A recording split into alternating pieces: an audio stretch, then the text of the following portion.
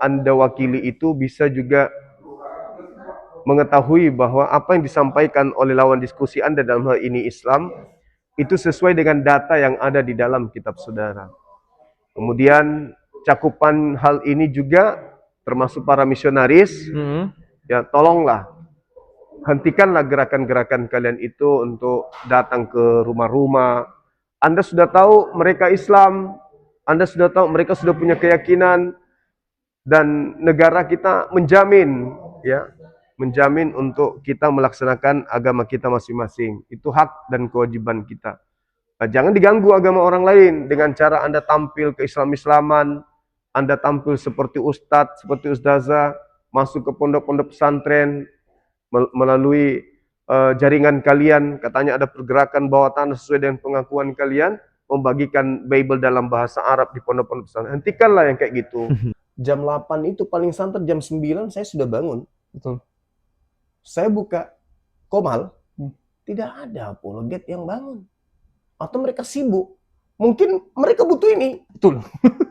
Kayaknya butuh ini. Karena begitu saya buka Komal pagi-pagi, saya cari mana ini Komal. Ya, sekarang ini kok nggak ada yang buka. Oh, siap bang, siap bang. Tadi pagi, kemarin begitu terus. Jadi gimana mau dakwah kita ini bagus? Sementara saya mau solo, jaringan nggak bagus.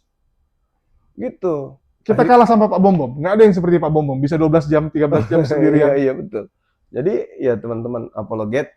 Dan bukan juga hanya apologet, Dinda. Siapapun, netizen kan juga ikut begadang.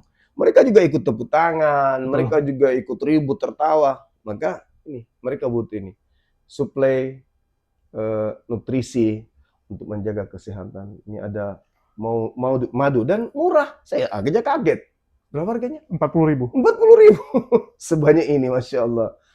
Allahu Akbar. Kenapa murah, teman-teman? Karena beliau langsung connect dengan sumber, dengan penghasil madunya. Bukan melalui banyak tangga-tangga, tapi langsung di tempatnya. Jadi murah. Jadi teman-teman netizen, silakan pesan madu ini di saudara kita. Di link deskripsi sudah ada juga. Ada di deskripsi ya, sehingga ya kita nonton itu bisa kuat. Percuma juga untuk nanti tidak masuk juga ilmunya kalau gitu. Assalamualaikum warahmatullahi wabarakatuh. Ikhwani fisabilillah, berjumpa kembali dengan YouTube channel Apologet Islam Indonesia bersama Kores di sini, dan juga ada Juli Tot backstage di sana, dia tukang Kores suruh-suruh kalau misalnya bintang tamu butuh minum. Dan tidak lupa kita di sini, ikhwan, seperti yang kalian lihat penampakan dari seorang pejuang terbesar di dunia medsos lintas iman, perjuangan terbesar di dunia medsos lintas iman, Panglima kita, Ketua Pembina dari Apologet Islam Indonesia, Gurunda Zulkifli M. Abazuma. Assalamualaikum warahmatullahi wabarakatuh. Panglima kami. Waalaikumsalam warahmatullahi wabarakatuh. Masya Allah, akhirnya kami dari API sendiri ya untuk interview Gurunda, Ikhwan, kita udah book dari 2020, baru kejadian sekarang. Nah, kan jatuh ketahuan bohongnya gua. Oke. Ya, jadi Gurunda, gimana kabar hari ini? Baik, alhamdulillah, Masya Allah, sehat. Ini apa, punggung nggak pegel sama pundak? Enggak, menanggung beban sehat. perjuangan? Enggak, aman. Aman ya, alhamdulillah, ikhwan. Ya, jadi hari ini kita akan interview sepak terjang Panglima kita. Dari awal beliau ikut kejuaraan bulu tangkis di Makassar, enggak. Dari awal beliau dunia lintas iman berkecimpung sampai ke nanti pembentukan API, ikhwan. Oke, jadi pertanyaan pertama, Gurunda. Pertanyaan pertama, enggak, kan Julitot ini emang suka rusuh dia, suka nggak nyambung. Pertanyaan pertama, kapan pertama kali Gurunda terjun ke dunia dakwah lintas agama, lintas iman ini, Gurunda? Tafadhol. Pertama itu terjun di dunia diskusi ya. Awalnya itu diskusi lintas agama. Itu di tahun 2000 awalnya. Itu tanda-tanda untuk mengarah ke sana itu sudah muncul. Tanda-tandanya ya.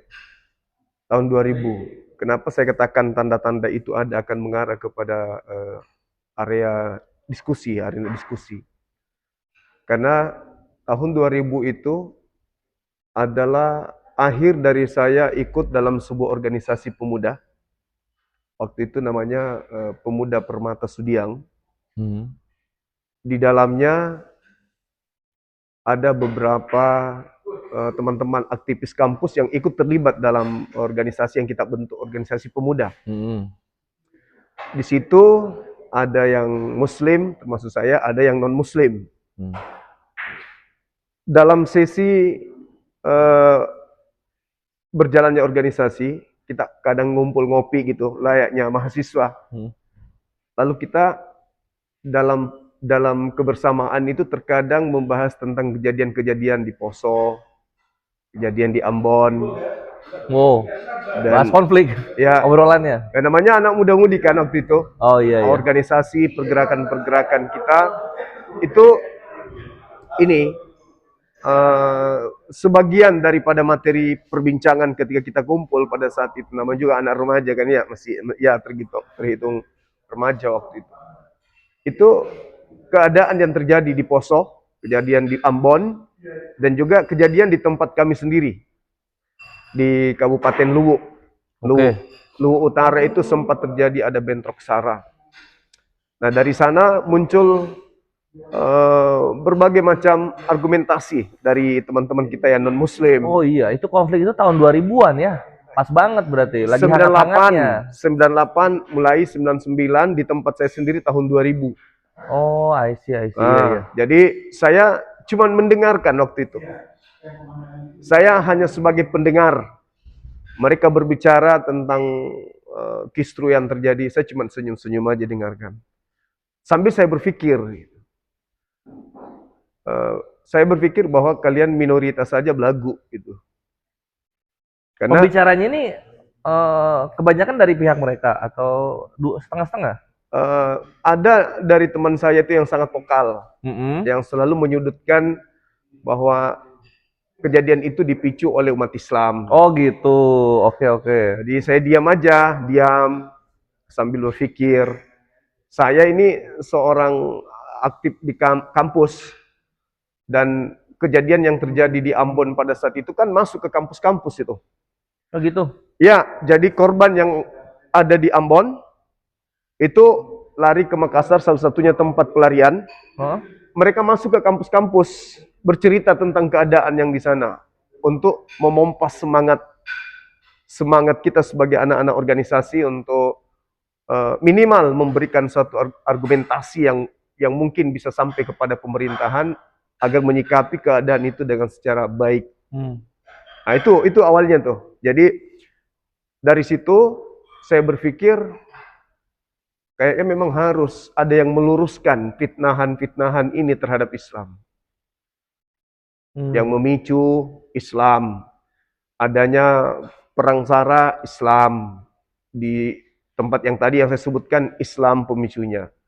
Tapi kesaksian-kesaksian orang yang datang ke kita tidak sesuai dengan apa yang mereka perbincangkan.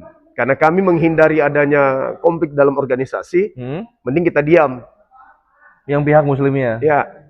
Oh, biarin yang kafirnya vokal gitu. Iya, mereka vokal itu karena gini, ya kita tahu, sama-sama tahu, anak muda kalau udah pada ngumpul, itu kan kebanyakan minum, ya kan ya, minum tapi ya sebatas untuk menghangatkan tubuh, bukan untuk ugal-ugalan, bukan. Goldian tahu banget itu. Nah, mungkin karena pengaruh itu juga mereka bebas berargumentasi. Ya, karena kami ini ya maksudnya kita ini mahasiswa kan mau tidak mau punya perhitungan dalam bertindak kan gitu. Jadi kita diamin aja. Jadi yang Muslim yang nggak minum diam aja ketika mereka ngoceh gitu ya. Ya. Kita diamin. Gitu. Sampai pada suatu hari, tepatnya di tahun saya udah masuk di dunia kerja. Awal 2005. Singkatnya itu di situ. 2005 yang langsung diskusi offline itu pada saat kemudian ada teman saya, orang Kristen juga, curhat. Dia curhat terkait dengan kisru di dalam rumah tangga. Jadi dia marah, istrinya marah karena dia sering dengarkan ceramah Zainuddin MZ. Oke, oh berarti Ya. yang curhat ke Gurunda ini ya, Ya, non-muslim, oke. non-muslim. Kenapa? Kenapa kamu dengarkan ceramahnya dia? Suka, kata dia kan. Suka ceramahnya itu, suka, lucu. Tapi kan kau beda agama. Iya, enggak apa-apa, kata dia. Tapi saya tertarik. Nah, akhirnya saya pegawai baru di kantor itu. Dia senior. Udah lama dia udah sebagai pegawai organik. Udah lama. Saya akrab sama beliau. Jadi antara Islam dan non-Islam akrab di kantor. Sering ngopi bareng, main bareng, pulang kantor sama-sama. Lama-lama saya terlibat perdebatan di Facebook. Ya kan ya? Beda sama orang ini berarti. Beda, Oke, bukan lagi. iya. Beda.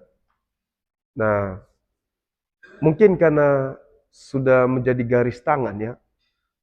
Saya masuk di Facebook itu yang muncul itu informasi-informasi yang ini, yang ada berbau sara gitu. Oh, menyudutkan Islam. Iya, menyudutkan Islam.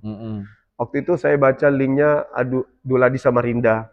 Duladi Samarinda. Iya, Sempat kemudian rame tuh nama itu tuh. kemudian ada link yang sangat-sangat menyudutkan Isa dan Islam. Iya, sampai sekarang masih ada Masih itu. ada. Terus kemudian Five Freedom itu Five juga Freedom ada. FFI. FFI Iya. ya. Saya baca gitu ya kan ya. Akhirnya saya melihat komentar-komentar orang non ini terhadap Islam itu sangat penghinaannya luar biasa. Luar biasa menghujat. Hujat. Jadi saya balas pelan-pelan. Akhirnya terpancing debat. Situ ketemulah dengan Akhi Sugi, Ustadz Tahta, Di Facebook berarti Facebook, ya. Oh. ketemu Rudi Yohanes, ketemu Saifuddin Ibrahim, Uti Watimena almarhum. Kemudian ada beberapa Mendiang. Ya, mendiang. Mendiang. Gitu. Awalnya itu gitu. Oh, I see. Nah, saya kena mutasi waktu itu tahun 2006, mutasi ke Kota Parepare. Di situ muncul lagi informasi-informasi tentang Parepare itu di mana? tempat kelahiran B.J. Habibie, masih tetap Sulawesi Selatan. Oh, masih Sulawesi Selatan ya, oke. Saya mutasi 3 tahun kemudian 2008 kembali ke Makassar. 2008, 2009 teman saya yang akrab tadi ini ternyata dia masih mendengarkan berita-berita Islam. Oh, masih ya, Masih. konsisten ya. Konsisten. Saya sendiri Walaupun masih diomelin istrinya masih ngomelin nggak? sampai mereka cerai ujungnya. Wah, gara-gara dengerin ceramah. Karena dia masuk Islam. Oh, Masya Allah, alhamdulillah. Jadi waktu itu saya ngopi dari lantai 3 turun, saya temukan teman saya itu lagi di depan. Lagi ngapain, Jo? Biasa dengar orang gila, kata dia gitu. Siapa orang gilanya? Padahal saya tahu dia barusan dengarkan rekaman videonya Yahya Waloni, Ustaz Yahya Waloni. Setelah mualaf atau sebelum? Sebelum. Enggak, Ustaz Yahya Waloni ya? Oh, sudah Udah mualaf ya, oke. Awal-awalnya. Jadi, jangan-jangan kamu yang gila kali ya? Oh, tidak saudara. Dengan dialek saya, tidak saudara. Ini orang yang gila, bukan saya yang gila, dia yang gila. Ya sudahlah, kau dengarlah sampai kau gila juga kalau gitu. Saya ajak ngopi tapi dia nggak mau. Lama-lama dia selalu merenung. Teman saya ini suka merenung. Gara-gara dia dengerin itu. Iya, suka merenung. Akhirnya keesokannya dia sering nanya tentang Islam. Tapi dia tetap bertahan di agamanya. Cuman dia sok keras, ujung-ujungnya bertanya tentang Islam, ujung-ujungnya datang sama aku, terus dia bawa kantongan. Waktu itu saya saja kaget, kresek. Iya, apa isinya? Pak, sini dulu. Apa? Saya boleh masuk ke ruangan? Boleh. Dia ngajak ikut, simpan di meja. Begitu dia buka kreseknya, mau tahu isinya? Apa? Al-Quran terjemahan. Oh, Masya Allah. Enggak, berapa Al-Quran? Satu Al-Quran terjemahan. Oh, dalam satu kresek itu ya? Iya. Oh, Masya Allah. Saya dari pasar kemarin, saya belajar Al-Quran, Pak. Kemarin kok ngamuk-ngamuk? Kamu nggak mau dengar saya? Oh, tidak, Pak. Semua yang Bapak katakan itu ternyata memang betul ada tertulis di kitabku. Allahu Akbar. Jadi belajar, hanya dia minta disyahadatkan. Alhamdulillah. Nah, disitulah awalnya saya semakin gencar. Saya berpikir mereka butuh pencerahan. Butuh pencerahan, butuh pertolongan. Mereka butuh pertolongan. Itu awalnya. Itu awalnya. Masih hidup yang berarti ini orang ini yang pertama kali bismillah guruna syahadatkan. Oh, masih ada sebelumnya. Masih ada sebelumnya. Ada. Oh ya udah berarti sebelumnya lagi guruna. Nanti kita mundur lagi. Ini berarti yang kedua yang ini. Oh iya, 1, 2. Yang keempat. Ini yang keempat ya. Yang keempat. Langsung ceritanya ke yang keempat guruna. Yang pertama dulu. Yang keempat. Ya, Nah, yang keempat abisin dulu. Kalau yang ya 1, 2. Yang pertama itu Jupri namanya, Jupri. Dia mahasiswa teknik Universitas Hasanuddin. Kemudian nama China-nya saya lupa, tapi saya kasih nama dia Wahab. Itu yang Wahab. kedua. Dia Orang Cina namanya Jupri. Bukan. Kalau Jupri itu orang Toraja. Orang Toraja. Udah guruna syahadatinya pas kapan? Tahun berapa itu ya? Waktu posisinya pas lagi kerja atau pas guruna lagi kuliah? Mereka anak didik saya bela diri. Oh, di perguruannya Organisasi, gurunda. iya. Masya Allah. Oke, itu yang pertama. Karena saya tanamkan anak-anak saya begitu latihan waktu azan berhenti, semua harus sholat. Oke, gara-gara aturan itu dia penasaran. Mereka kalau kami sholat, mereka duduk latihan buka baju, kipas-kipas karena capek. Pernah saya tanya, kamu nggak sholat? Saya Kristen Sempe. Jupri itu jawab ya, itu. Saya Kristen Sempe. Tapi setiap dia cerita masalah keluarganya, dia selalu apa ya, kayak dia pingin kali butuh pertolongan gitu loh. Saya diusir dari orang tua, disuruh berhenti kuliah karena sudah nggak sanggup. Kebetulan orang tuanya TNI, udah nggak sanggup gini-gini karena bukan nggak sanggup biayain kan, nggak sanggup lihat dia aktif di kampus, jarang pulang. Oh gitunya ya. Akhirnya karena saya dekat sama anak didik saya ajak ke rumah, tinggal di rumah. Oh guruna tampung. Ya, setelah dia diusir di rumah saya sering katakan, kalau kamu mendengarkan saya mengaji, apa yang ada dalam hatimu? Mau guruna nanya itu gitu ya? Ya. Langsung. Bilang, tidak Sempe, cuma nyaman aja dengarnya. Coba kau bawa Bibelmu besok. Dibilang, di rumah tidak ada Bibel. Kenapa bisa? Ada, tapi jarang saya lihat. Nah ini Bibel saya kau baca. Guruna kasih yang punya guruna. Saya kasih Bibel saya. Hanya dia baca, tapi Bibel saya itu sudah ada stabilo-stabilonya. Ya iyalah. Jadi yang dibaca itu yang ada stabilo. Iya. Nah, terus singkat cerita dia curhat, dia suka sama anak didik saya juga yang perempuan. Calon dokter juga waktu itu. Simpe, saya suka. Ya kamu harus Islam dong. Kamu harus Islam, kalau kau suka dia harus Islam karena dia Islam. Lama-lama, ternyata alasan suka itu karena justru memang mau belajar Islam, cuman malu. Maksudnya? Dia mau belajar Islam, tapi malu. Alasannya mau dekatin cewek. Ternyata murni mau belajar Islam. Oh, jadi wah ini menarik. Jadi dekatin cewek itu modus sebenarnya supaya punya alasan kuat belajar Islam. Masya Allah. Keren Jupri. Terus akhirnya beliau itu singkat cerita syahadat. Alhamdulillah. Syahadat. Setelah belajar, saya orang tuanya tahu.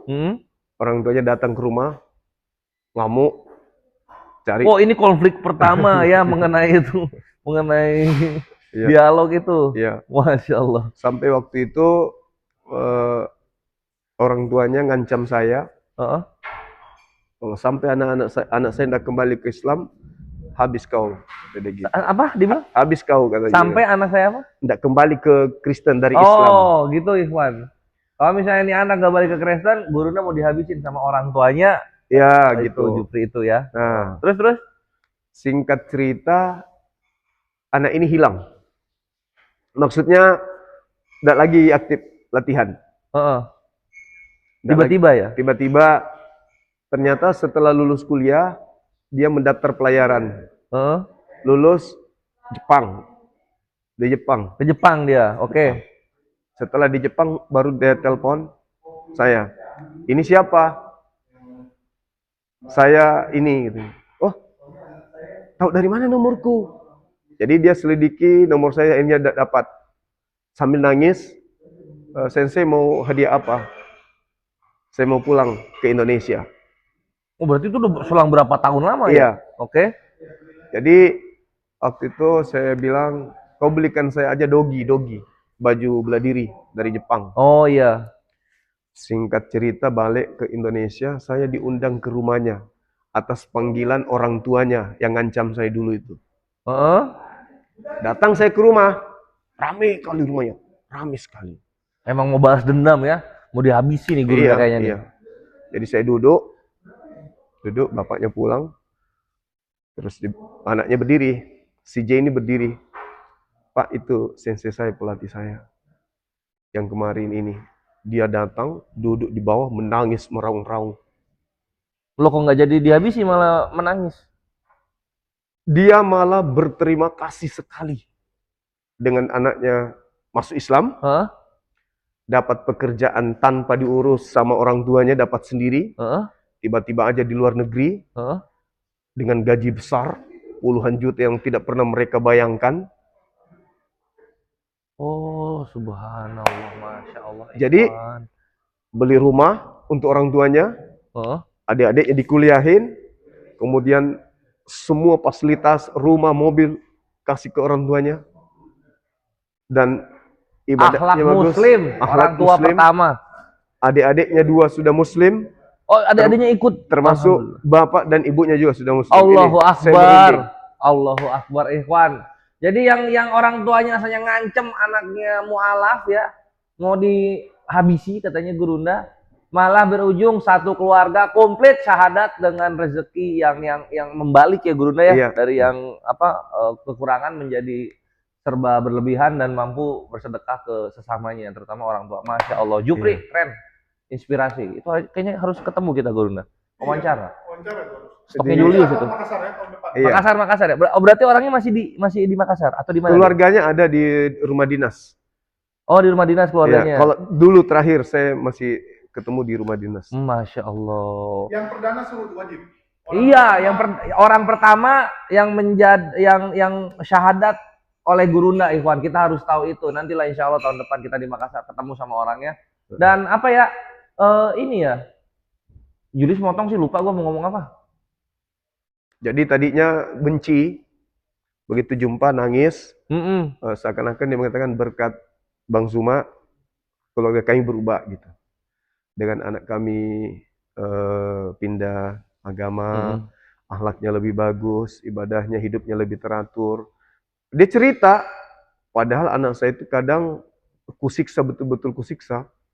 Tidak dikasih makan, terus anaknya ini sholat sembunyi-sembunyi, adiknya diislamkan sembunyi-sembunyi. Oh, adiknya itu sebelum ke Jepang udah ikut. Iya. Oh, Masya Allah. Yang laki-laki dan yang perempuan 2 ikut sama dia. Gitu.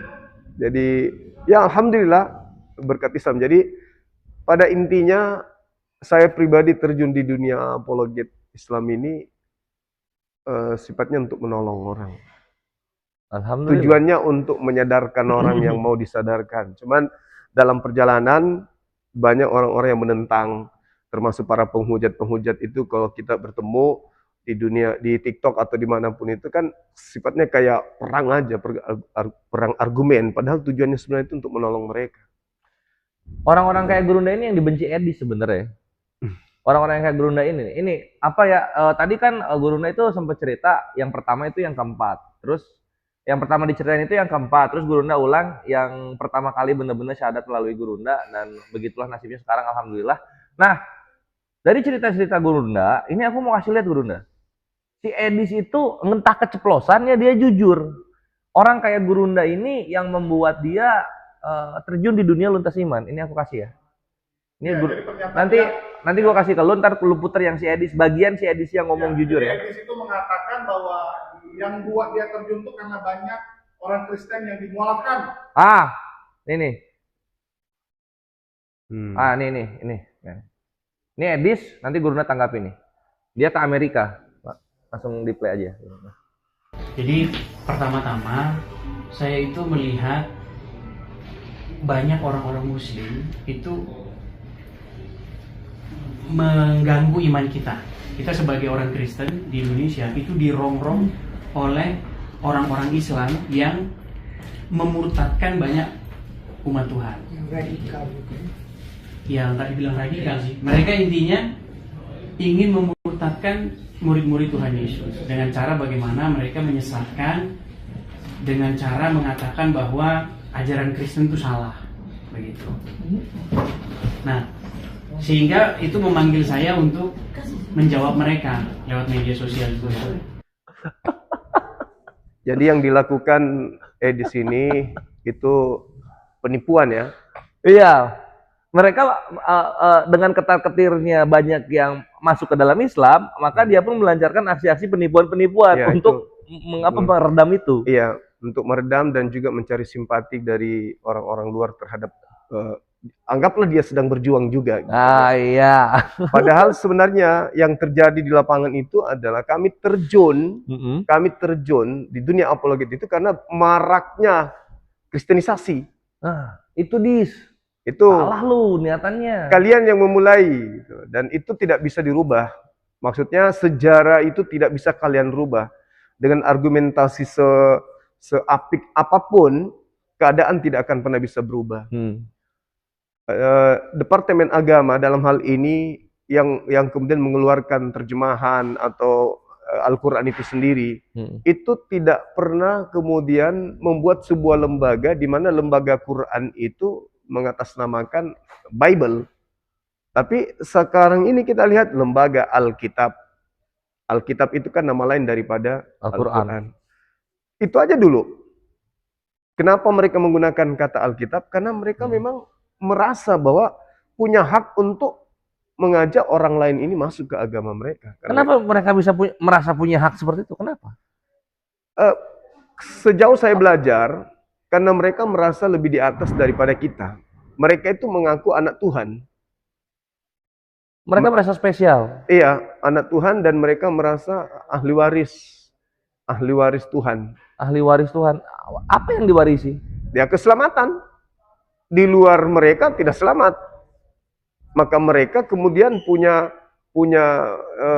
tingkat kepercayaan dirinya itu terhadap agamanya itu sangat tinggi. Sebelum ada perlawanan dari apologet Islam. Indonesia. Api. Tapi setelah mereka kemudian melihat adanya pergerakan dari para apologet Islam ini, apalagi sudah terbentuk yayasan, pergerakan yang kemudian sudah terstruktur, akhirnya melempem. Akhirnya muncullah kata seperti itu. Karena mereka melihat, waduh bahaya ini. Islam sudah melakukan perlawanan terhadap aksi yang mereka lakukan. Jadi kita ini cuma mereaksi apa yang mereka lakukan. Nah, setelah kita mereaksi aksi mereka, ternyata mereka nggak bisa bendung. Nggak bisa bendung.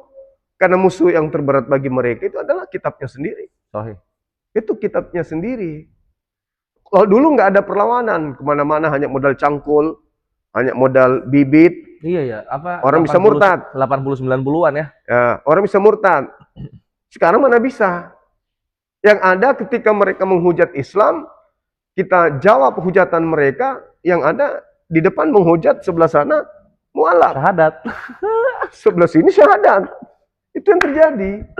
Itu yang terjadi. Dan itu yang membuat Edis ada ya. Jadi ini gua rangkai buat kalian yang menyaksikan agama apapun kalian.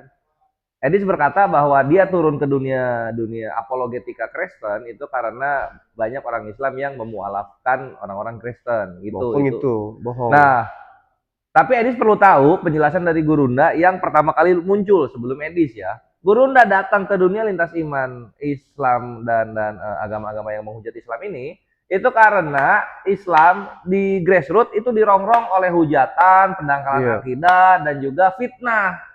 Makanya Gurunda ada. Termasuk Edis sendiri pelakunya itu. Nah, Edis sendiri pelakunya. Edis gitu kan. itu di Facebook penampilannya itu seperti seorang ustadz. Di Facebook. Edis bohong kalau dia enggak. Iya, dia pakai jubah, pakai surban, koko. Terus dia ikut-ikut juga buka puasa di masjid. Itu pernah itu. Ada itu, semua orang tahu itu apologet Islam ikut yang buka puasa, nyari takjil. Oh, iya. pantas. Oh, nama ini mungkin gara-gara Edis Tajil itu ya? Ya kemungkinan. Dia kan orang Facebook juga itu. Oh, Facebook juga. Dia lebih dulu turun sama Rudy Yohanes. Rudy Yohanes aja ngaku yang ngajarin apologet Islam itu berapologet itu saya, kata Rudy Yohanes. Jadi dia yang turun. Yang ngajarin Edis. Yang ngajarin kita umat Islam turun berapologet itu Rudy. Oke. Pengakuannya Rudy, artinya dia dulu turun, berdebat, membahas tentang Islam, kemudian Islam membantah, kita datang. Jadi mereka yang memulai. Iya, gitu jadi. Gitu. Kalian mulai, kita counter, kalian gelagapan. Gitu kan. Kenapa? Karena ketika kita counter, banyak dari yang kalian sayangi di rumah sana, masuk Islam, kan gitu. Iya, itu yang terjadi. Itu yang terjadi. Gitu, Bre. Itu fakta. Fakta yang menyakitkan untuk kalian yang membenci Islam gitu. Kalian menghujat, keluarga kalian syahadat. Ah gitu, Bre. Nah, terus Gurunda lanjut lagi. Berarti kiprah Gurunda ini udah berapa tahun ya? Tahun 2000 itu kan tanda-tanda yang benar-benar masuknya itu tahun berapa? 2008. Oh, 2008, 2020 berapa? 17 tahun ya? Iya.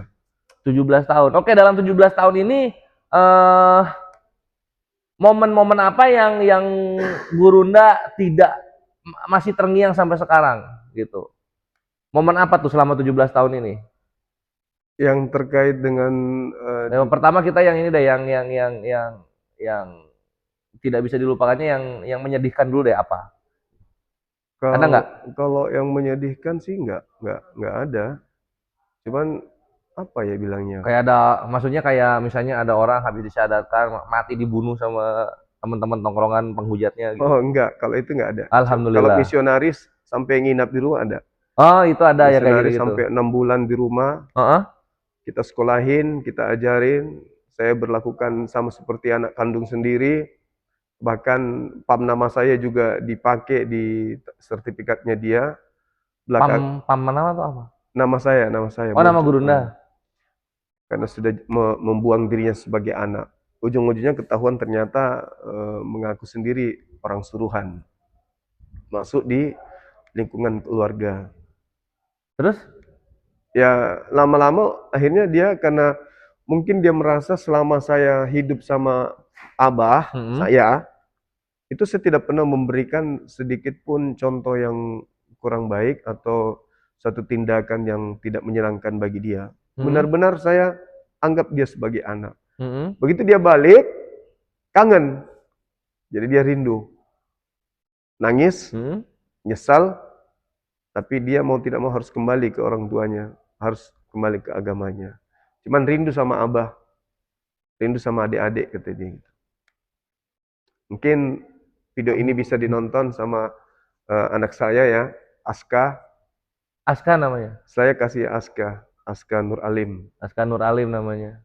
Kalau masih nonton video saya ini, ya tetaplah kemudian menjalin hubungan komunikasi. Nomor saya kan ada, meskipun kembali ke agama lama, ya saya sebagai orang tua angkatnya masih rindu, masih ingin kemudian belajar sama-sama.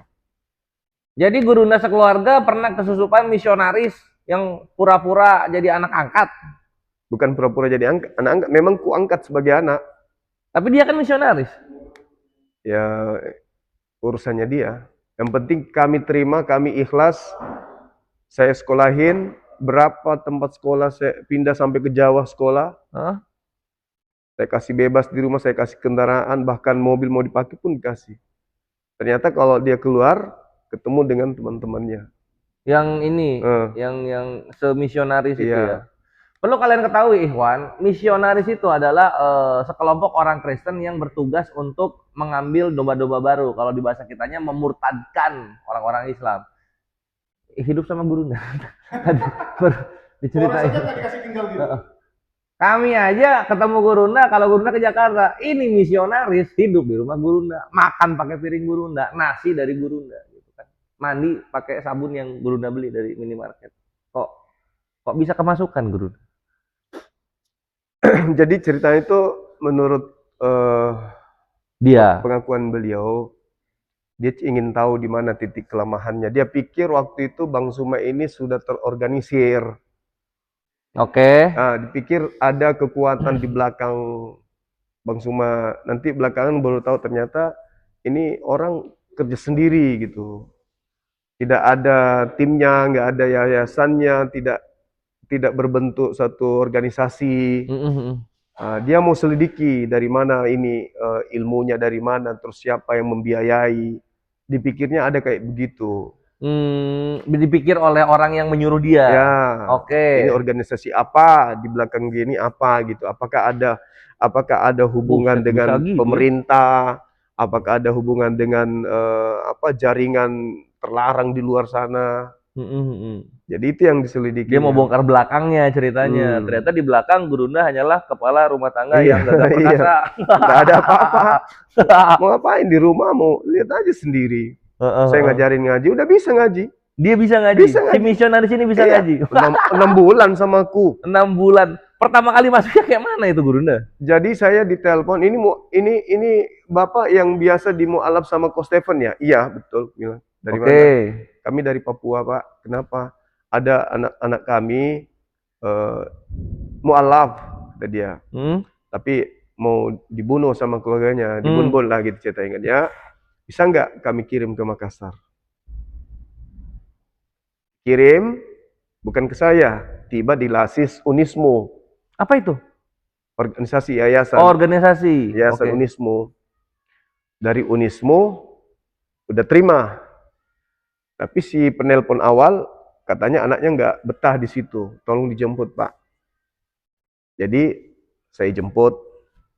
Terus kemudian tinggal di rumah. Habis itu dia minta disekolahin. Saya masukkan ke pesantren. Sudah pindah di pesantren. Dia minta lagi pindah ke Jawa. Karena mungkin dia pikir ada timnya saya di Jawa. Pindah ke Jawa sekolah. Ya kita ikuti maunya. Saya telepon teman. Sama Gurunda dibiayain ya? Iya, dibiayai. Money is not a problem memang. Namanya mualaf mau belajar Islam, mau jadi tokoh, mau jadi orang besar di Islam, semangatnya kita hargai. Semangatnya belajar Quran itu, saya pulang kantor itu, saya kasih surat pendek, sebentar pulang kantor itu dia udah hafal. Oh, Masya Allah. Udah hafal.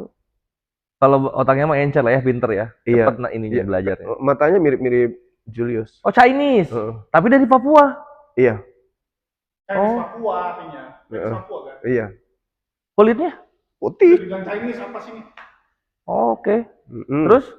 Ya singkat cerita, pimpinan pondok waktu itu telepon saya. Sempat diwawancarai sama orang MCI. Siapa waktu itu ya? Oh, Stephen? Bukan. Wendy? Oh, Wendy?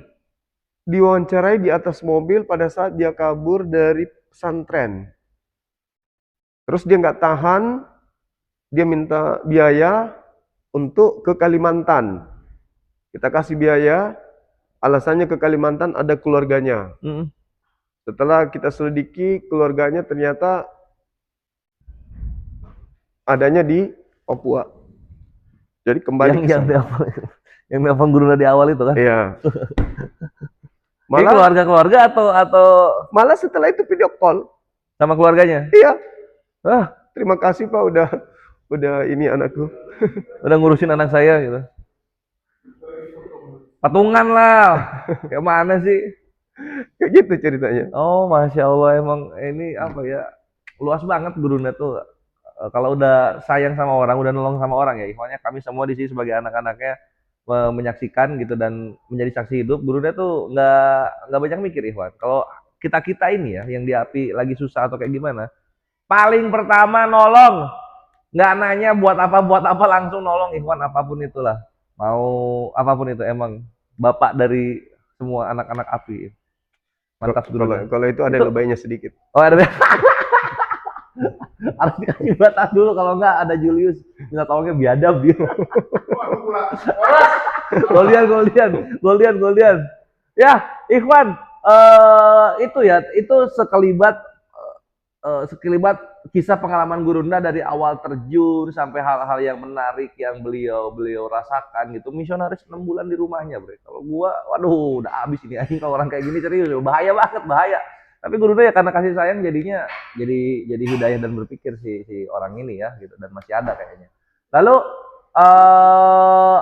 ini eksklusif, cerita ini eksklusif hanya ada di channel YouTube API. Jadi kalian yang menonton di API, beruntunglah kalian. Dan kita berikutnya akan lanjut ke perspektif Gurunda tentang awal pendirian Apologet Islam Indonesia. Ini eksklusif, Bre. Ini eksklusif. Nah, jadi Gurunda apa? Sebelumnya aku mau nanya dulu. Oh, ini ada pertanyaan dari Juli Tot. Lu Bang Juma kan dari kerja. Pernah nggak kepikiran bisa seperti sekarang ini? Jadi salah satu yang paling top lah bisa dibilang ya di Indonesia. Dulu itu kan ini, saya selalu ditanya sama keluarga gitu kan ya. Selalu ditanya orang tua, ayah, mama, keluarga saya. Bahkan setelah saya di perguruan tinggi pun masih ditanya, kamu sebenarnya mau jadi apa? Cita-citamu itu apa? Iya, selalu ditanyain. Jawaban saya simpel. Saya bilang saya mau jadi guru besar. Iya, tapi guru besar apa entah. Bukan silat. Untuk guru terserah, pokoknya saya mau jadi guru besar. GB. Guru apapun itu yang penting besar. Jadi mama sempat tertawa. Guru besar apa? Pokoknya guru besar. Mau guru apapun itu. Guru sulap juga boleh. Jadi orang tua saya itu kadang kaget, ini anak cita-citanya dari kecil mau guru besar. Orang itu jadi TNI, jadi Polri, ini kok jadi guru besar gitu. Terus itu semakin kuat, meskipun belum tercapai hari ini ya. Waktu mama saya itu 3 hari sebelum meninggal. Begitu saya datang ke mama, dia ceritain semua anak-anaknya. Tiba saya diceritain, mulut saya dipegang sama mama. Terus dia bilang gini, ini mulutmu itu, kata dia gitu kan, mulutmu itu akan banyak menyenangkan orang dan akan banyak menyakiti hati orang. Amin. Tuh, wallahi itu kata mama saya, 3 hari sebelum beliau meninggal. Mama kenapa bilang gitu? Enggak. Memang mulutmu, padahal kan kalau di rumah saya itu enggak banyak bicara. Itu awalnya. Terus kemudian terkait dengan yang berjalan sekarang ini, ya untuk menjadi seperti yang sekarang, Kejadian loh Guru. menjadi seorang apologet itu sebenarnya nggak ada rencana yang matang, enggak. Itu natural aja, natural. Tapi satu, apa itu? Adanya rasa ibah terhadap orang-orang yang tidak meluk Islam gitu. Di tengah Islam itu sudah ada, disampaikan di semua lini, siang malam orang mendengarkan tentang Islam, media sosial, media cetak, semua membahas Islam, tapi masih ada juga orang yang tidak mau meluk Islam. Sedangkan hidup ini singkat. Mati kekal di neraka. Nah, itulah yang membuat selalu terdorong hati ini untuk mengajak orang-orang ini berdiskusi. Masya Allah. Sampai adik saya yang bungsu itu kan istrinya mu'alaf juga kan ya. Alhamdulillah. Lalu saudara dari istrinya ini ada aktivis yang sangat-sangat kuat di agamanya. Saya ajak berdiskusi. Oh, sempet nolak keras waktu mau Iya, bukan istrinya, iparnya. Iya, iparnya ini. Jadi aku bilang sama dia, "Adek, saya mau berdiskusi. Agamamu kan agama syiar. Ada amanat agung. Coba kau injili saya." Bilang. Saya juga begitu. Saya akan berusaha untuk mengajarkan Islam samamu. Jadi kita janjian di rumah disaksikan keluarga. Iya. Oke, seru-seru ceritanya. Jadi ujung-ujungnya Heeh. setelah dia putus asa nggak bisa memberikan solusi dari pertanyaan-pertanyaan saya terkait keselamatannya, apa yang bisa kamu berikan kepada manusia lain selain kamu, selain daripada janji-janji ilusi, ya, halusinasi imut yang tidak berdasar. Apa katanya? Setelah berdiskusi berjam-jam, sampai mati pun, apapun Kak Alim sampaikan, mau sampai apapun itu, saya tetap Yesus. Udah berjam-jam ya. Berjam-jam. Udah berjam-jam. Saya tetap Yesus, saya mati dengan Yesus, apapun, bahkan ke neraka pun yang penting sama Yesus. Ya sudah. Udah, mau apa lagi? Yang penting ku bilang, oke, tapi hubungan keluarga jangan sampai terputus. Jadi, saya dengan ipar saya, dengan adik-adik ipar saya yang komunikasi. Alhamdulillah. Ulang tahun kemarin mereka, kami diundang. Anak saya juga mereka rayakan, maksudnya syukuran. Mereka juga hadir. Mantap. Dan mereka juga tahu saya di dunia apologet. Jadi kalau saya di rumah, alhamdulillah mereka menghargai. Dia nggak mau ngambil foto kalau Dia saya ngerti ya? nggak pakai masker. Iya. Gitu. Kalau boleh tahu Bang, itu kan Bang Juma udah viral sekali. Tapi pakai masker. Kalau di Makassar sendiri misal pergi makan, pergi kemana, ada yang kenal nggak? Kalau pakai masker pasti ada yang kenal. Tapi kalau buka masker itu yang bagus. Nggak ada Gitu. yang kenal. Jadi nggak kenal. Guru ini juga kaget sendiri loh. Kalau saya nggak pakai masker, nggak ada yang kenal ya. Saya buktikan kemarin. Bukti kemarin, tadi malam waktu pulang dari kantor API, saya nggak pakai masker. Duduk nongkrong sama orang rame. Duduk di situ, nggak ada yang kenal. Pas mau balik, cuman hitungan 5 menit pakai masker. Udah pada teriak, bagus Pak, foto. Yalah, tadi malam sama teman-teman, sama siapa yang semalam teman itu, sama Sadli. Yang si Sadli nyanyi-nyanyi. Iya, Oh, di itu tahu. buka masker, nggak ada yang tahu. Pakai Tapi masker. kalau sama kalian pasti kenal lah orang. Oh iya, karena kita nggak ini. Iya, Karena kita pasti nggak ini. kenal. Iya, langsung pasti ini. ada Bang Suma di antara Iya, anak-anak pasti ini ada. gitu. Tapi kalau saya cuma berdua atau apa nggak ada yang tahu. Pasti ada bapaknya gitu kata Saya orang. malah kadang ngopi sama orang yang lagi nonton videoku Samping gitu. samping. Bahkan kejadian yang di Medan beberapa tahun yang lalu, orang-orang ini ngobrol tentang apologet. Ada PM, tentara militer, duduk di samping saya. Ngobrol gini, lagi ngopi. Terus dia bilang gini, dibilang sama yang satu, yang hebat itu yang dari Makassar, bos. Makassar itu betul-betul bukan kaleng-kaleng. Terus yang TNI yang di samping saya itu, berarti Bapak kenal nggak yang namanya Zulkifli Abbas itu? Jadi orang-orang ini langsung tatap saya. Maksudnya, Pak, yang di samping Bapak itu orangnya. Karena saya buka masker kan. Terus teman saya itu siapa namanya? Dia bilang gini, Bang Heri.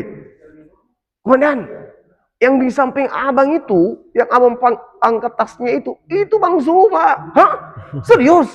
Iya. Menangis dia. Nangis. Menangis jadi Nangis. Masya Allah. Nangis peluk. Menangis peluk. Tingginya sama seperti beliau. Tingginya. Nangis peluk. Jadi yang dari tadi ini ku angkat tasnya. Bang Zuma bertanya, aduh Bang, aku kangen kali Bang sama Bang. Saya pes banget. Nah, sampai nangis. Karena itu gurunya nggak pakai masker. Nggak pakai masker. Inilah kocaknya tuh gitu ya Ikhwan ya. Masker itu udah menyatu sama image Gurunda. Ya kalau udah buka masker Di Dumai. kayak Power Ranger tau gak lu? Dumai baru-baru. Oh yang kemarin mau ketemu Logika. Iya, saya nggak pakai masker. Saya mampir di warung. Terus HP saya diambil sama ibu itu karena dia mau masukin kartu karena jaringan apa sih sulit. Dilihat, abang penggemar Bang Suma juga ya rupanya ya. Penggemar Bang Zuma. Mantap. Memang masyarakat kita unik. Iya Bu, ibu juga kenal. Iyalah, siapa yang tidak kenal Bang Zuma kata dia gitu. Oh iya. Terus dia, loh kok alisnya mirip sama Bang Zuma ya? Alisnya. Alisnya kata dia gitu. Suaranya juga mirip Bang. Kata dia gitu kan. Kebetulan aja mungkin ibu. Enggak loh, coba abang bicara lagi. Begitu saya ngomong, langsung dia teriak lari masuk ke dalam. panggil bapaknya. Pak, Bang Suma ada di sini. Manalah mungkin Bang Suma ada di Dumai. Nggak mungkin. Akhirnya waktu itu bapaknya keluar beneran. Dilihatin kayak nggak percaya. Sampai salaman itu kalau nggak 3 kali 4 kali salaman diulang-ulang. Nggak percaya. Beneran ini Bang Suma. Saya sendiri Pak. Kenapa bisa ada di sini? Ya kebetulan ada keluarga di sini. Nangis bapak itu. Nangis jadinya. Salaman lagi tuh. Salaman lagi. Peluk, salaman, cium. Ini apa? Apa namanya? Harusnya kalau Gurunda udah ada orang kayak gitu. Tunggu bentar. Masker. Enggak, masalahnya Percaya, udah percaya. Baru buka lagi. Harusnya digituin Gurunda. enggak, masalahnya dia bilang coba lihat KTP. Bukan Zuma ini. Ngapa sampai ke kemarin, KTP? Ya. Kemarin, ibu itu usianya 72 tahun. Datang di Casagrande. Dikawal sama pengawal anaknya gitu. Tapi saya lepas masker memang. Ngobrol sampai hampir 1 jam. Ngobrol. Begitu beliau pulang, diperlihatkan foto dan videoku sama ke anak beliau. Anaknya bilang apa? Ini bukan Bang Suma. Wes gagah buat anaknya weh. Paling tahu. Jangan percaya. Ini bukan Bang Suma. Jangan ibu bikin malu. Jangan sampai ibu pamer-pamer kemana-mana. Aku udah ketemu Bang Suma loh. Ini bukan. Bang Suma itu enggak begini. Ini bukan Bang Suma. Jadi saya bersyukur. Alhamdulillah. Ternyata kalau saya pakai masker kelihatan celiknya kan ya. Kalau buka masker. Tawadu. Allahu Akbar. Masya Allah. Nah, itulah yang terjadi. Oh gitu ya. Itu yang terjadi. Itu kisah tentang masker dan Gurunda Ikhwan. Ini yang membuat itulah masker Gurunda tuh udah kayak ini apa kostum Power Ranger. Orang tahu Power Rangernya, tapi nggak tahu dalamnya siapa. Itulah Gurunda. Coba Gurunda nggak seribet Power Ranger, cuma nutupin masker doang. Satu image tentang Gurunda yang aslinya di rumah dan juga di dunia aslinya itu nggak ketahuan sama orang lain. Mantap. Woi, apalagi lo mau nanya? Gua mau ke api nih. Masalah kecewa tadi yang bertanya. Kan kita tahu kemarin itu sempat ya ada yang mualaf terus balik yaitu Demian Dekucu. Nah, gimana? Emang itu udah fix ya? Udah. Oh, fix ya? Ya bagi saya hal seperti itu mah itu biasa gitu ya kan ya. Enggak melahirkan sebuah kekecewaan. Kenapa? Karena saya sudah paham betul dari mana orang-orang ini berasal dan akan kemana mereka pergi setelah mereka tinggalkan agama. Di ajaran sebelumnya mereka tidak ada beban. Iya. Nggak ada beban, nggak ada kewajiban. Ya kan ya? Semua makanan boleh, semua minuman boleh. Tak ada yang wajib bagi mereka. Jadi dari lahir sampai seumuran sekarang mereka tidak pernah diatur terkait dengan prosesi agama. Jadi tidak gampang, bebas, tiba-tiba terpenjara. Al-Quran, itu kan kaidah di Islam tuh. Ad-dunya sijnul mu'min wa jannatul kafir. Tiba-tiba dia menjadi terpenjara. Jadi sepi di keramaian jadinya kan. Masuk di Islam, sikit-sikit sholat, sikit-sikit ini, sikit ini. Ini nggak boleh, ini nggak boleh, ini boleh, ini nggak boleh. Akhirnya pening sendiri. Pening. Nah, orang yang masuk Islam dan kembali ke Islam itu karena hanya menemukan pola keagamaannya tidak sesuai dengan apa yang ada di dalam akalnya. Sedangkan Islam yang dia temukan masuk ke dalam akalnya, cuman hatinya yang tidak lembut. Akal menerima Islam, hati tidak lembut. Maka ya percuma, mending saya balik lagi. Karena kalau saya tetap Islam, sholat tidak, ini tidak, dan saya merasa gusar dengan kewajiban ini, mending sekali saya lepas kembali atau menjadi ateis. Jadi kejadian seperti itu sudah biasa terjadi. Iya, jadi nggak perlu pakai kecewa, Jul, kayak gitu doang. Jeff, latte nitip. Woi, latte nitip. Mantap, thank you. Jadi bukan sesuatu hal masalah biasa. Itu udah pernah terjadi. Yang penting satu, ketika mereka murtad, jangan nyerang Islam. Yes. Itu aja. Jangan nyerang Islam. Siapapun yang murtad jangan nyerang Islam gitu, karena Nabi berkata tiga hal yang membuat orang itu wajib diperangi. Salah satunya adalah murtad, lalu kemudian dia Nyerang Islam. menyerang Islam gitu. Apalagi Jul? Ngomong ke api nih. Udah kapi. Yo Gurunda, sudah masuk saatnya ke waktu. Tadi kan kilas balik bagaimana Gurunda terjun ke dunia ini, Ikhwan, dan alhamdulillah seru banget ceritanya. Kita lanjut sekarang ketika Gurunda mencetuskan untuk dibentuknya sebuah yayasan berlandaskan hukum bagi para mujahidin Ghazwul Fikr yang sekarang disebut apologet ini. Itu sejarahnya gimana, Gurunda? Iya. Jadi sebelumnya kan saya sudah diajak masuk organisasi-organisasi yang bergerak di bidang mu'alaf. Betul, gue sebagai saksi, Ikhwan, itu. Terus? Contoh misalnya di MCI. MCI saya sebagai ketua Sulawesi Selatan. Kemudian YPM At-Tauhid. Ya. Saya ketua wilayah 5. Kemudian MMCI. Saya sebagai pendiri dan juga sebagai ketua. Namun di semua kelebihan organisasi ini, iya, CCC juga. CCC. Ya, CCC juga saya di situ sebagai Dewan Suro. Ya, ada beberapa teman sahabat kita seperjuangan yang masih ada di sana sampai hari ini. Alhamdulillah. Ketua pembina. Lanjut. Beliau juga sebagai CCC di sana. Nah, saya melihat di kesemua kelebihan yang dimiliki yayasan bergerak di bidang mu'alaf ini, pergerakan apologet ini, itu ada satu yang kurang. Ada yang satu yang kurang. Yang kurang itu adalah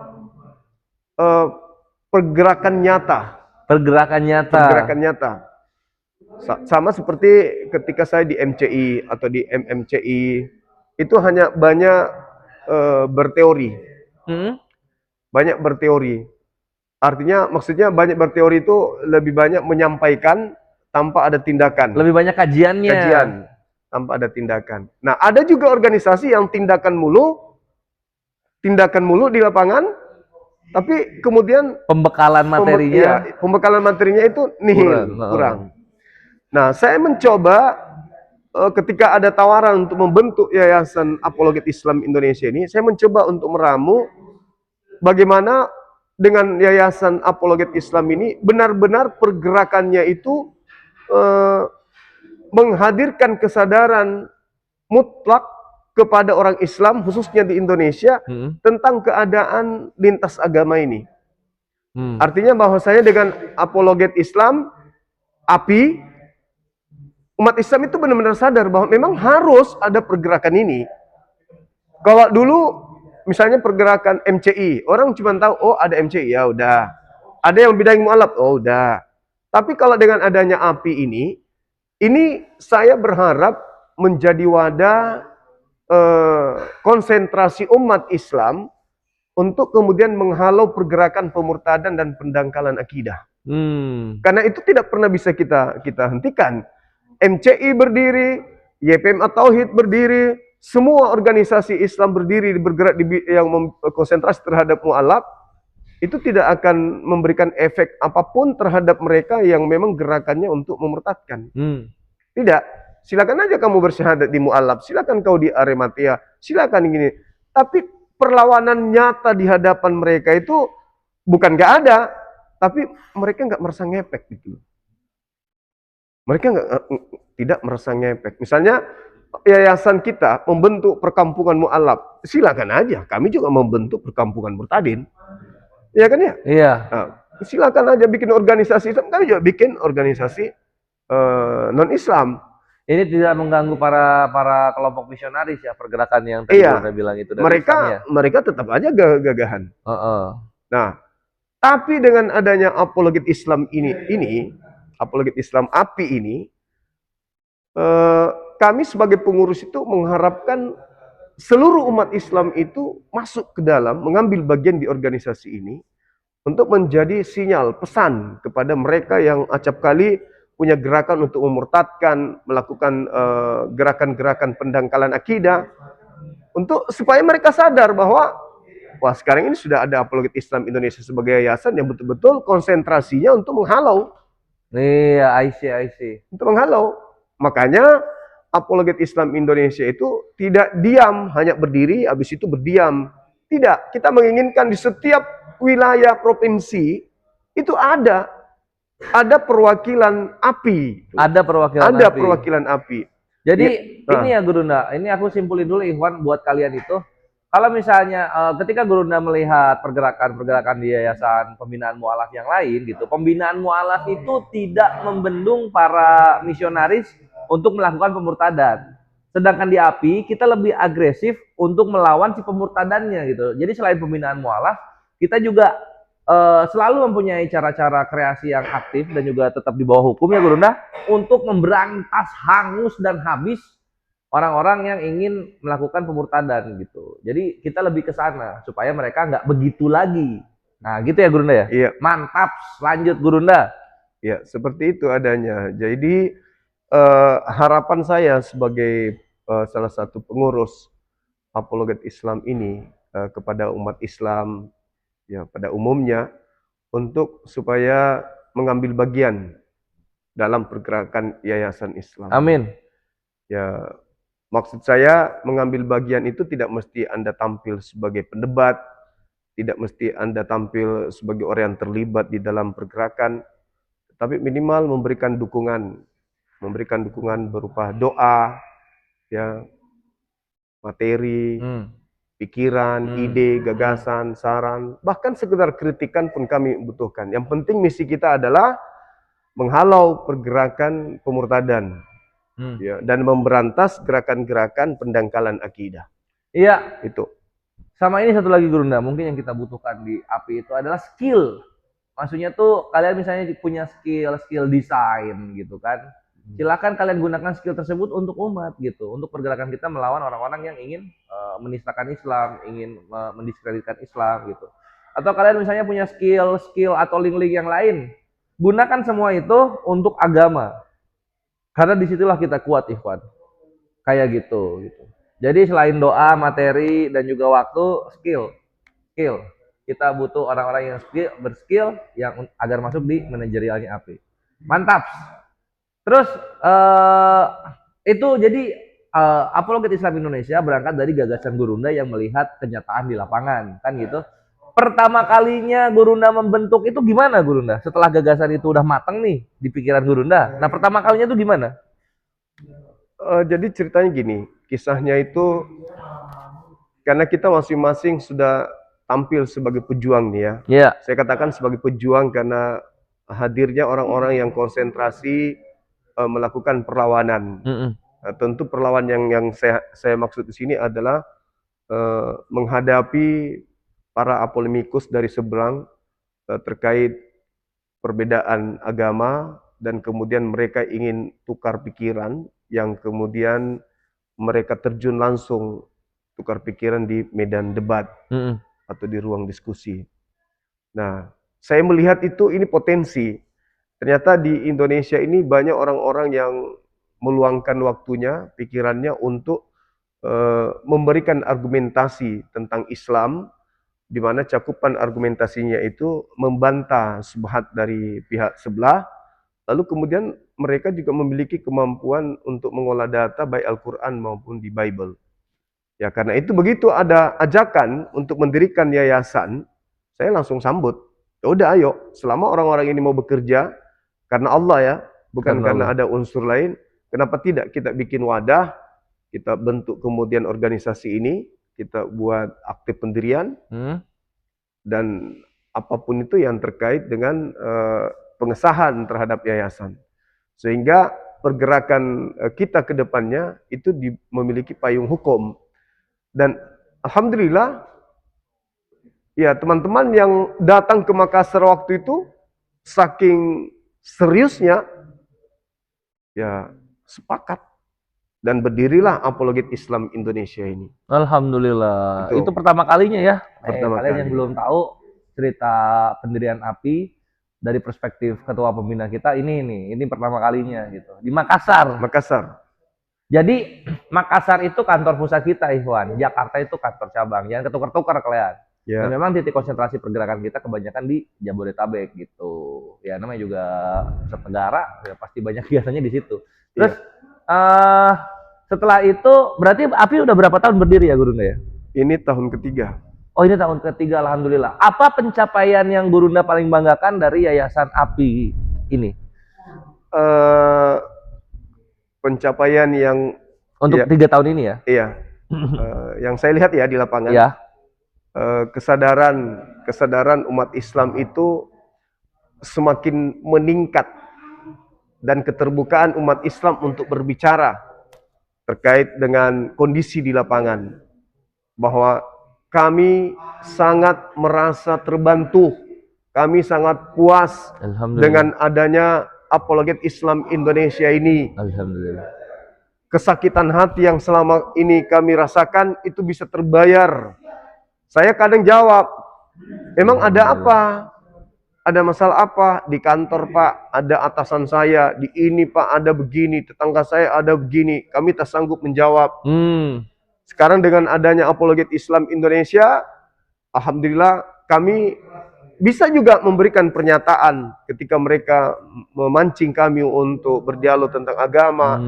Di kantor kami dikucilkan, disudutkan. Alhamdulillah sekarang kami udah bisa ngomong. Kami udah bisa data ini, di dalam kitabmu seperti ini, dan seterusnya. Akhirnya kami sangat tertolong. Itu yang membuat saya, wah ini saya berhasil. Mantap. Saya berhasil. Ya, meskipun belum maksimal, karena belum semua umat Islam itu belum satu Indonesia. Ya, belum satu Indonesia itu cinta terhadap dunia apologet. Iya. Tapi lambat laun, insya Allah umat Islam akan suka dengan dunia apologet. Amin. Karena Amin. itu sangat dibutuhkan oleh umat. Itu yang pertama. Yang kedua yang saya bangga adalah ketika saya bertemu dengan beberapa tokoh, tokoh nasional misalnya, atau tokoh dari berbagai organisasi-organisasi besar. Iya. Mereka memperlihatkan antusias yang sangat luar biasa, bahkan terkadang memperlihatkan euforia yang menurut saya ini apa nggak berlebihan gitu loh. Karena yang kami bisa hanya memberikan argumentasi-argumentasi, tapi dipandang itu adalah sesuatu yang sangat-sangat berharga. Contoh misalnya, baru-baru ini saya ketemu dengan salah seorang pembesar seragam coklat ya, saya sebut saja gitu. Saya agak segan ngomong tentang dunia apologet, saya segan. Pertama, dia sudah punya jabatan tinggi. Dan ini kantornya dia, saya datang bertamu atas undangan teman kita yang juga adalah aparat di dalam. Diperkenalkan, Bang Zuma ini atasan saya. Nah kalau seorang yang sudah pangkat tinggi aja hormatnya gitu sama atasannya sampai segitunya kan ya, apalagi saya kan hormat sama aparat kan ya. Iya. Aparatur negara kita harus hormat, cinta kepada. Saya juga tunduk langsung. Oh iya Bang, mohon maaf Bang, mengganggu kali Bang, ini udah jam.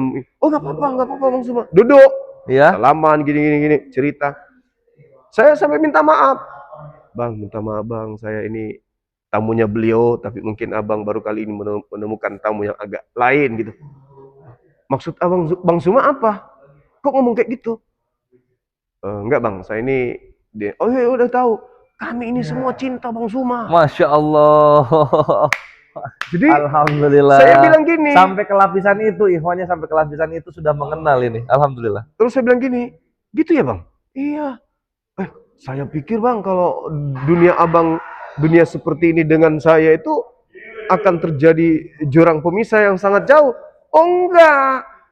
Baju saya boleh begini. Tapi di sini Islam, Bos. Masya Allah, Allahu Akbar. Ini nggak kebawa mati, Bang. Yang kebawa mati itu imanku. Jadi jangan Bang Zuma itu berpikir saya menggunakan seragam begini, saya tinggalkan Islam. Kok enggak? Justru karena Bang Zuma saya semakin cinta dengan agama. Allahu Akbar. Saya berdiri, salaman, kami pelukan. Masya Allah. Ini kejadiannya kapan nih, Bro? 2 hari kemarin? Tunggu. Setelah dari mana itu kami ya? Dari mana kita? 4 malam yang lalu. 4 malam yang lalu, Masya Allah. 4 malam yang lalu. Ren, mantap Ikhwan. Itulah. Mantap kok Ikhwan nih, mantap Pak Lima. Iya. Jadi itu hal yang membanggakan ya di dunia API dari ketua pembina kita, panglima kita, Gurunda Zuma gitu. Terus Gurunda, ini waktu juga yang memisahkan kita. Ini pertanyaan terakhir nih Iya. dari aku. Apa harapan Gurunda setahun ke depan lah ya, setahun sama 5 tahun ke depan nih Gurunda, aku pisahin ya dua ya. Untuk pergerakan kita Apologet Islam Indonesia, tafadhol Gurunda. Iya, jadi ada 2 harapan saya. Yang pertama terhadap lawan diskusi. Lawan diskusi. Ya, dalam hal ini orang-orang yang berkecimpung di dunia apologet Kristen, supaya kalau bisa itu hujatan-hujatan itu dikurangi gitu ya, dikurangi hujatannya, penghinaannya, supaya umat yang hentikan, karena justru itu yang akan memicu nanti hal-hal yang kita tidak inginkan. Ya. Sementara agama Anda agama kasih, sejatinya kasih itu yang benar-benar mencerminkan kasih yang berbias kepada bukan hanya agama Anda, bukan hanya pemeluk agama Anda, tapi juga tercermin kepada pemeluk agama lain. Dengan cara-cara seperti ini kan itu sudah tidak benar, bertentangan dengan nilai kasih yang Anda gaungkan itu. Jadi kalau bisa hentikan gerakan-gerakan itu, tapi kalaupun Anda ingin melakukan, lakukanlah dengan cara-cara sehat. Jangan tampil berpura-pura. Jangan tampil berpura-pura. Tulis aja di sini misionaris atau pendeta atau pastor ini supaya orang datang kepada Anda ketika mau belajar, belajar dengan benar. Jangan ada tampilannya seperti ustadz, orang datang mau belajar niatnya Islam, tapi ternyata yang Anda ajarkan itu adalah isi Bible. Hentikan itu. Hentikan yang kayak gitu. Itu yang pertama. Oke. Itu harapan saya yang pertama. Amin. Amin. Enggak masalahnya Bang, kalau Iya. kan siapa yang bayar cicilan rumah dan mobil? Ya itu ada rezeki, ada rezeki rezeki lain lain, ada ada itu. usaha lain. Ya seperti misalnya jualan sayur apa gitu, lontong di pasar. Jualan sayur, jualan Jual lontong sayur, gitu jual loh. Tidak lontong menyusahkan gitu. umat agama yang lain gitu. Jangan berpura-pura, karena segala sesuatu yang berpura-pura itu sifatnya penyesat. Ya, penyesat itu kalau suka berpura-pura itu kan ya. Suka berpura-pura. Tampilkan yang aslinya aja seperti kami nih. Kan gitu. Kemudian harapan yang kedua terhadap umat Islam dimanapun berada, ya kami minta dukungan, ya dukungan semua lapisan masyarakat Islam untuk kemudian membackup pergerakan apologet Islam Indonesia ini. Karena Amin. satu-satunya organisasi yang pasang badan menghadapi orang-orang non-Islam untuk berdiskusi secara langsung, Iya. itu kami apologet Islam Indonesia. Oh, Ya, untuk itu tentu sebagai seorang Muslim, ya Anda tahulah apa yang kita harus lakukan, gitu kan ya. Mendukung, memberikan perhatian kepada siapapun anak-anak kita, adik-adik kita yang berkecimpung di dunia apologet Islam ini. Jangan dibiarkan mereka berdebat sementara mereka lapar. Jangan dibiarkan mereka begadang untuk mengajarkan Islam, menghalau pergerakan pemurtadan sementara mereka sakit-sakitan. Siapa yang memperhatikan mereka kalau bukan umat Islam? Siapa yang akan menolong dan membantu mereka kalau bukan kita umat Islam? Mereka bukan bergerak di organisasi biasa. Ini terkait dengan keberlangsungan eksistensi agama. Islam mungkin akan tetap jaya, ya, akan tetap jaya. Tapi kalau tidak ada yang memperhatikan dalam pergerakan orang-orang di luar Islam yang ingin memurtadkan umat Islam itu sendiri, maka akan terjadi hal-hal yang terjadi di luar sana, seperti negara Filipina. Tadinya Spanyol, tadinya mayoritas Islam, karena orang sibuk pekerjaan duniawi, mengejar ekonomi, mengejar kemudian politik dan seterusnya, pencapaian dunia yang dikejar mati-matian, lupa dengan akidahnya sehingga menjadi minoritas, bahkan terusir di kampung halaman. Nah, kalau tidak ada yang memperhatikan itu, kasihan. Ingat sahabat-sahabat sekalian, Indonesia ini adalah negara terbesar, ya, terbanyak umat Islamnya. Tapi sangat disayangkan kalau pergerakan menghalau pemurtadan, tapi didiamkan aja. dibiarkan anak-anak kita berjuang sendiri. Jangan dibiarkan. Untuk itulah saya mengajak kepada seluruh lapisan masyarakat Indonesia yang beragama Islam, tolong dukung Apologet Islam Indonesia ini. Kemudian untuk untuk supaya mereka itu bisa berjalan dengan lancar, semua kegiatan mereka didukung, program-program mereka baik yang jangka panjang, jangka pendek itu didukung. Jangan lihat oknumnya di dalam, tapi lihat visi misinya untuk umat. Karena oknum-oknum yang ada di Apologet Islam Indonesia ini itu bisa terganti dengan pengurus lain besok hari. Apakah mereka minta berhenti, apakah mereka pensiun, apakah mereka pindah alam, dan akan diganti oleh generasi-generasi yang mungkin lebih pintar, lebih cemerlang, lebih bagus lagi cara berpikirnya, cara menyampaikannya. Niatannya lebih murni lagi. Oleh karena itulah, jangan lihat oknumnya, tapi lihat pergerakannya. Saya kira begitu. Kita minta dukungan kepada seluruh umat Islam agar Apologet Islam ini betul-betul bisa berjalan dengan lancar, berdiri dengan kuat. Ya mana tahu besok hari setelah mendengarkan ini, tiba-tiba aja saya ada rumah mau diinfakkan untuk mu'alaf, untuk api, buat kantor dan seterusnya. Kenapa tidak? Daripada dia tinggal menjadi beban nanti di akhir zaman, di akhirat, pas dihisap nanti semakin berat. Mending nih ada kendaraan tinggal di rumah, kasih api untuk kendaraan operasional dan seterusnya. Dan setiap rodanya berputar untuk agama, maka itu menjadi amal jariah untuk kalian semua. Gitu Ikhwan. Gitu, betul. Ikhwan. Atau yang sederhana aja, seperti yang saya praktekkan. Saya buka usaha. Setiap saya buka usaha, saya buat catatan. Usaha saya setiap tahunnya saya akan infakkan sekian persen ke yayasan ini. Seperti itu adanya. Jadi kalau bisa dicontoh itu. Iya. Akhirnya apa? Pertama kita akan antusias bekerja.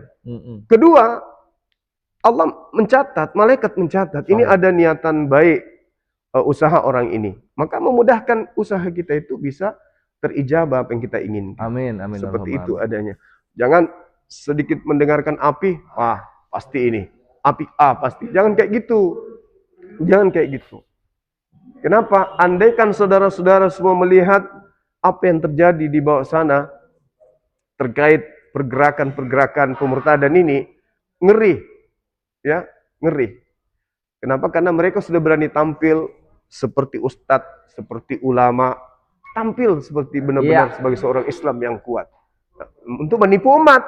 Kasihan anak-anak kita kalau tidak kita perhatikan. Nah, satu-satunya organisasi untuk saat ini yang kemudian konsentrasi untuk menghalau itu ya Apologet Islam Indonesia. Untuk itu sekali lagi saya mohon teman-teman, sahabat-sahabat dimanapun berada untuk mendukung Apologet Islam Indonesia. Nanti kalau ada apa-apa silakan menghubungi Dinda Kores ya untuk pergerakan kita. Demikian. Mantap Panglimaku. Terakhir mau tanya Pak. Iya, terakhir tadi. Kopi gua mana? Ancaman dari pihak sebelah itu kan sangat sering kita dengar kepada Bang Iman. Itu kalau kita bicara ancaman verbal, komen, kan udah sering. Tapi ancaman nyata sendiri, pernah nggak terjadi? Dan kalau benar terjadi, seberapa ngeri? Ya. Jadi kalau ancaman itu udah jelas datang silih berganti ya. Bahkan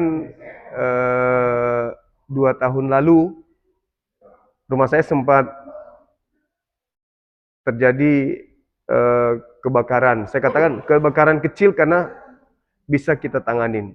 Masih kecil. Bukan masih kecil karena kebakaran kecil katanya. Lantai di atas, lantai 2 di atas lantai 2 itu udah terbakar semua itu. Innalillahi. Penampungan air udah kebakar. Tapi bukan koslet. Nggak tahu sumber apinya itu, nggak tahu dari mana. Sabotase. Nah, setelah kita sampaikan ke anak muda yang nongkrong di situ, dia katakan memang tadi ada orang dari belakang, Pak. Kita lihat karena belakang rumah situ kan masih hutan-hutan. Oh gitu. Gitu. Nah, setelah kami pikir-pikir, memang ini ulah manusia nih. Nah, setelah itu terjadi, saya dapat WA dari salah satu lawan debat. WA-nya itu, ini rumah kamu kan? Oh gitu. ini mobil kamu kan? Jadi dia kirim foto mobil saya dengan rumah saya. Artinya dia datang atau orang yang datang ngambil gambar rumah saya dan kendaraan saya. Itu yang pertama. Kemudian di gunung, di tempat saya sering kumpul di akhir pekan.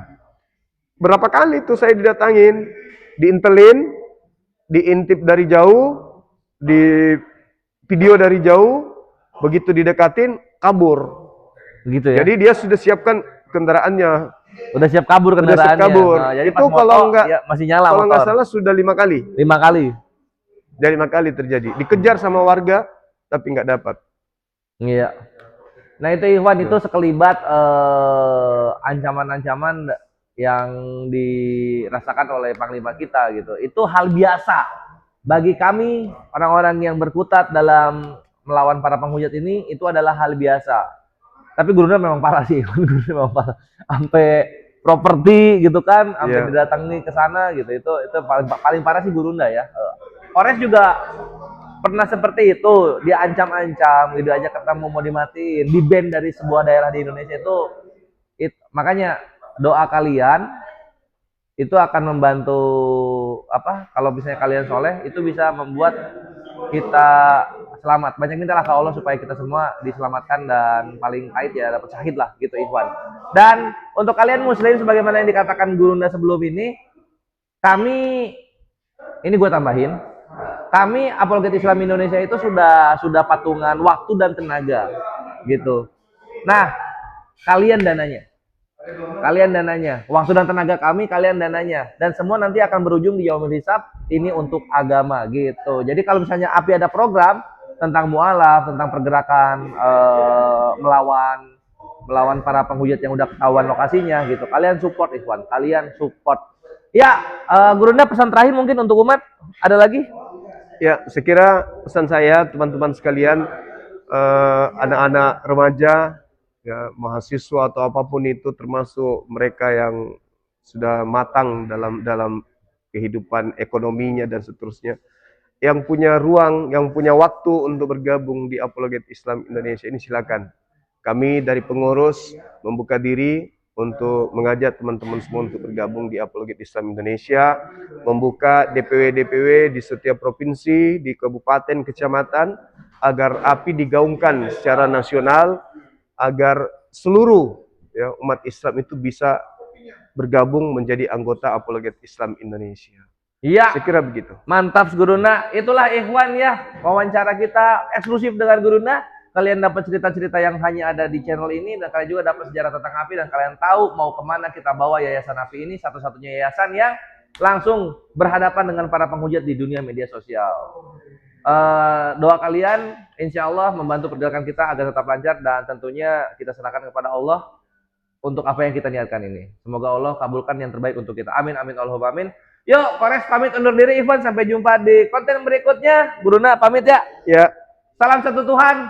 Allahu Akbar. Gurunda biasa gimana pamit?